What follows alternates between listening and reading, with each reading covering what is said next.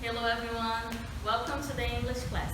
E hoje na nossa primeira aula de recuperação nós vamos ver os conteúdos de Adjectives of Appearance, Personality, Use the To and Modal Verbs. Esses três conteúdos eles estão presentes no nosso livro 3 e nós vamos ver agora eles separadinhos para que vocês possam entender eles melhor, tá bom? Let's go!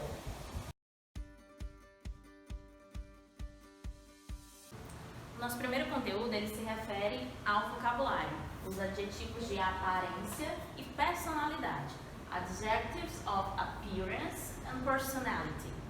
Aí aqui nós temos uma lista de Appearance e aqui uma lista de Personality.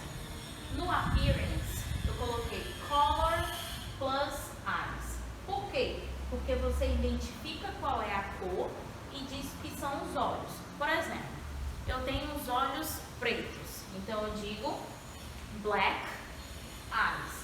Eu disse a cor e depois disse os olhos. Se eu tenho os olhos verdes, Blue Eyes. Primeiro vem a cor e depois que vem o olhos, tá? Porque no inglês o adjetivo ele vem antes do substantivo. Aqui o próximo, Freckles. Freckles são as sardinhas, aquelas que as pessoas podem ter tanto no rosto quanto no corpo. Bird, barba. Color plus hair. Eu primeiro digo a cor e depois digo hair. Se eu tenho cabelo loiro, blonde hair. Se eu tenho cabelo preto, black hair. Se eu tenho o cabelo vermelho, red hair. Primeiro a cor e depois o cabelo. Wavy hair. Aí daqui pra cá são os tipos de cabelo, tá? Então vamos aqui. Wavy hair. Wavy são cabelos ondulados, tipo o meu cabelo é ondulado. Wavy hair.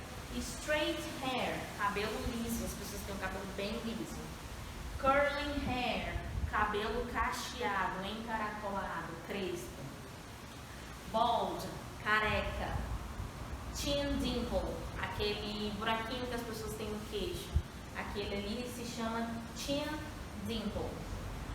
Pursed lips, que são os lábios que tem piercing. Aí já é um acessório que a pessoa coloca no corpo, né? Pursed lips, os lábios com piercing. Short hair, cabelo curto. Long hair, cabelo longo, certo? Nós podemos também acrescentar aqui, que eu não coloquei, o medium hair, que é o cabelo de tamanho médio, ok? Aí agora aqui no personality, nós temos cheerful, curious, generous, honest, intelligent, lazy, mean, messy, naughty, outgoing. Cheerful, o primeiro, é alegre, divertido. Curious, curioso. Generous, generoso, a pessoa que é generosa, que é boa. Honest, honesto. Intelligent, a pessoa que é muito inteligente. Lazy, preguiçoso. Mean, malvado. Messy, bagunceiro. Naughty, uma pessoa que é desobediente, cabeça, que não respeita as regras. E o último, outgoing, é uma pessoa extrovertida, uma pessoa que tem muitos contatos, que conversa bastante, que não tem vergonha. Aqui a gente também pode acrescentar um que é muito importante. Shy é uma pessoa que é envergonhada. Outgoing já é o inverso, né? O antônimo de shy. Uma pessoa que é tímida, que não tem muitos contatos, que não gosta muito de conversar com as pessoas. Então aqui nós temos o de appearance, que é de aparência física, e o de personality, que se refere à personalidade que as pessoas podem ter.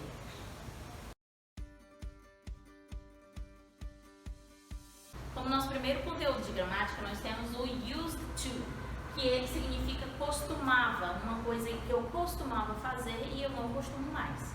E ela representa o passado, justamente por não representar o meu presente, de eu não mais realizar aquela ação.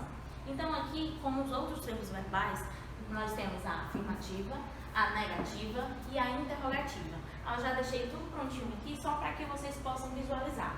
É a mesma frase e assim, com essa estrutura que eu coloquei aqui, vocês conseguem realizar qualquer frase utilizando o used to. Então vamos lá. Affirmative. He used to teach English. Ele costumava ensinar inglês. Então, se eu falo que ele costumava ensinar, no presente momento ele não costuma mais, ele não ensina mais inglês, tá? Então aqui, he é a estrutura da afirmativa, ele começa com he, que é o sujeito. Lembrando que os sujeitos são I, you, he, she, it, we ou they. Se não for utilizar esses pronomes pessoais, você pode colocar o próprio nome da pessoa, tá? Contanto que seja um sujeito. Logo após o sujeito, eu tenho o used to, normal. Tanto é que esse user é acima, o normal dele, tá? Mas como ele é passado, a gente coloca o de para ficar ED no passado. Vocês sabem que para colocar um verbo no passado, a gente coloca ele em ED se ele for um verbo regular, tá?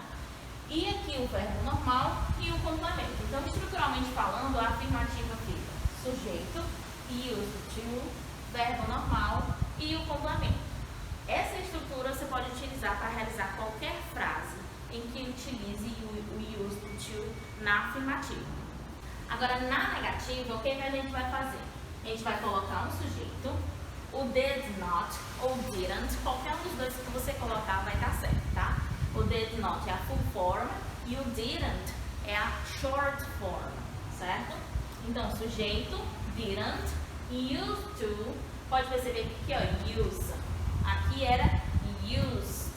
Então, o que significa? Used, passado na afirmativa, mas na negativa eu não preciso que esse verbo fique no passado também, porque o did já é o passado do verbo do. Ok? Então aqui, se eu tenho do e did já é passado, então ele já faz essa função de passado nessa frase. Então há necessidade de que o used também fique no passado. Somente um dos dois vai estar no passado, tá? Verbo normal e o complemento. Então, estruturalmente falando, a negativa do used to é sujeito, didn't, used to sem o ed, tá? Só use, verbo normal e o complemento. E esse verbo normal, que tanto eu coloquei na afirmativa quanto na negativa, é um verbo que não vai ter conjugação. Por isso que eu chamo ele de normal, porque ele não vai ter nenhuma conjugação, nem de acordo com o sujeito, não vai ter nenhuma mudança. Ele vai ser um verbo no infinitivo, só que sem a partícula to. E na interrogativa, como o próprio nome já pressupõe, ele é uma pergunta. E vocês sabem que nas interrogativas a gente tem um costume de trocar de posição. Quem era primeiro vai ser segundo, quem era segundo vai ser primeiro. Como assim? Aqui não era sujeito, mas did. Vai ficar did e o sujeito. A gente vai inverter as posições. Did, sujeito, que pode ser um desses daqui, ou o próprio nome da pessoa. Used to, sem o D do used, tá? Não precisa, porque aqui o D já faz a função de passado, então não precisa colocar duas vezes. Teach, que é o verbo normal, e o English que entra como complemento. E não esquecendo nunca de colocar a interrogação para indicar essa interrogativa, tá? Então, estruturalmente falando, a interrogativa did, sujeito, used to, verbo normal, o complemento se tiver, e a interrogação para indicar essa interrogativa. Então, só um resumão. Used to, costumava, para se referir a alguma coisa do passado que eu costumava fazer e não faço mais. Afirmativa, negativa e interrogativa, como todos os outros tempos verbais. Na afirmativa, utilizo used no passado. Negativa e interrogativa, eu não preciso que use esteja no passado, porque tem a partícula did e já faz a função de passado. Então, na negativa e na interrogativa, você vai utilizar o did. Na afirmativa não precisa, porque você está usando já o verbo no passado, certo? Então, estruturalmente, afirmativa, sujeito, used to, verbo normal e complemento. Negativa, sujeito, did not, used to, verbo normal e complemento. E a interrogativa, did, sujeito, used to, verbo normal, complemento e interrogação para indicar essa pergunta.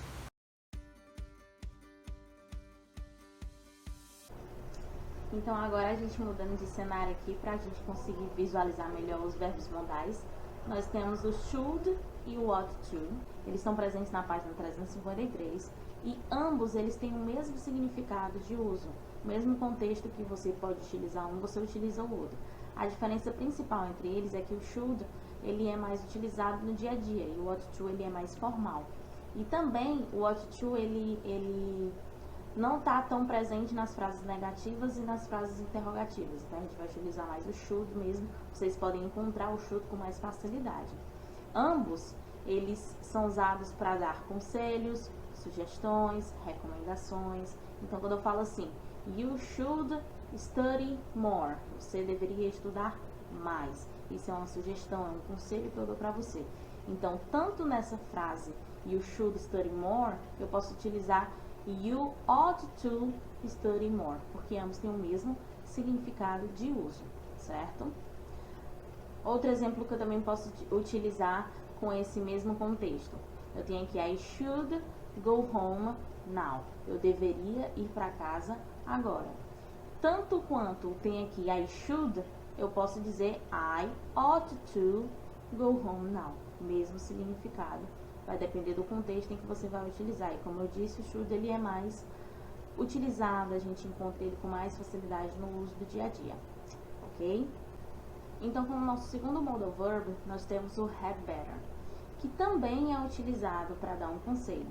Sendo que esse had better, ele é mais para advertência. Ele tem um teor de advertência, em que se você fizer alguma coisa, vai ter uma consequência daquela ação que você fez. Então, aqui nesse exemplo, ó, you had better put on a coat. It's cold outside. Então, é melhor que você coloque um casaco. Está frio lá fora. Então, se eu falo que é para você colocar um casaco, porque está frio lá fora, isso é mais uma forma de te advertir de que se você não colocar esse casaco, você pode ficar doente. Então, isso é uma consequência do seu ato de não ter colocado o casaco, certo? Então, é mais um teor de advertência, de ameaça, que se você não fizer alguma coisa, vai ter uma consequência devido àquela ação que você fez, ok?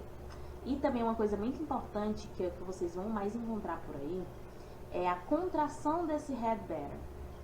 Pode contrair ele na full form? Had better? Pode, mas é mais comum ele ser contraído, porque é mais fácil de falar na linguagem do dia a dia. Quanto mais sucinta, quanto mais abreviada ela for, é mais fácil de se comunicar. Então, esse had better, ele pode vir assim, ó, com apóstrofo, de e o better.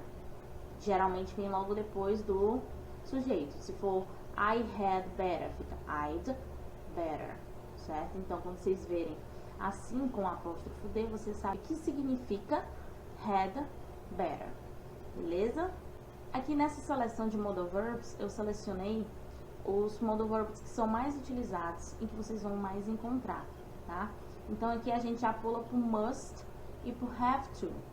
Must e have to significam coisas que você tem que fazer, que você deve fazer. Como a gente pode ver aqui nessas imagens. You mustn't pick flowers. Você não deve pegar estas flores, né? As flores que estão lá no jardim. You mustn't drop trash. Você não deve jogar lixo no chão, né? Você não deve jogar lixo. You mustn't walk on the grass. Você não pode, você não deve andar em cima da grama. Então, são coisas que você não deve fazer. Aí, como ele fala aqui, the modal verb must expresses necessity. Então, ele expressa necessidade, uma coisa que você tem que fazer ou que você não tem que fazer. Isso é muito importante. O have to também é utilizado para alguma coisa que é necessária. Assim como a gente viu lá o should e o ought to, nós temos o must e o have to. Ambos são utilizados para falar de coisas no presente e no futuro, dependendo da necessidade da frase, do contexto que tu está falando, tá? Alguns exemplos. You must leave now. Você tem que sair agora. E esse exemplo que eu acabei de dar para vocês, ele é no presente. Então, já é um exemplo de como se utilizar no presente. E se eu falar, you must study tonight. You have to study tonight.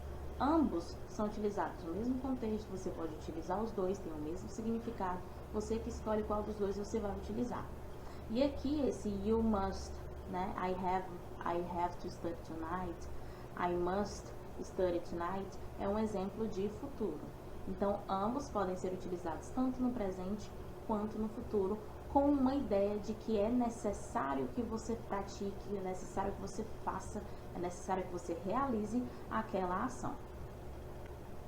Já dei exemplo de presente, já dei exemplo de futuro, ambos utilizados da mesma forma. E agora eu tenho uma ideia de passado. Então, se eu falo have to, ele pode ser presente ou pode ser futuro. Agora, se eu falo had to, porque had é o passado do verbo have, isso você já sabe. Então, quando é para expressar a necessidade de passado, é had to. I had to go to a meeting yesterday. Eu tinha que ir para um encontro ontem. Então, para expressar esse passado, eu pego meu verbo have e coloco ele no passado had, certo? Então, para esse have to e must, eu posso utilizar tanto para presente como passado como para futuro. Passado, eu tenho que fazer essa conjugação desse verbo no passado, e no presente e no futuro eu não preciso, mas ambos têm o mesmo significado. Então, foquem quando forem estudar. Should e ought to, had better, must e have to. Esses verbos modais vocês utilizam para estudar para essa nossa recuperação, ok? Não esqueçam de fazer atividade sobre, que é para vocês praticarem bastante. Quando for na nossa aula, vocês tirarem suas dúvidas, ok?